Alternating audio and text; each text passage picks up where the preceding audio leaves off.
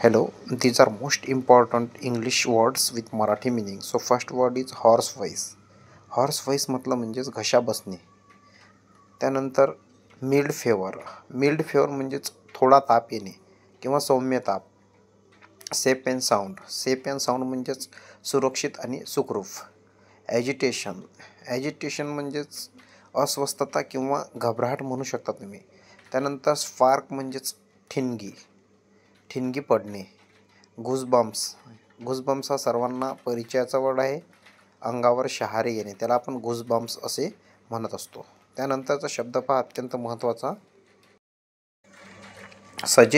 Suggestion म्हणजेच सुचविणे किंवा सल्ला देणे. मेक अंडरस्टँड म्हणजे समजावून सांगणे.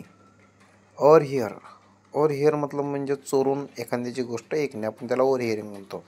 त्यानंतर बॅकबायटिंग मतलब म्हणजेच कान भरवणी करणे किंवा एखाद्याच्या चुगल्या सांगणे किंवा निंदा करणे असं म्हटलं तरी चालेल.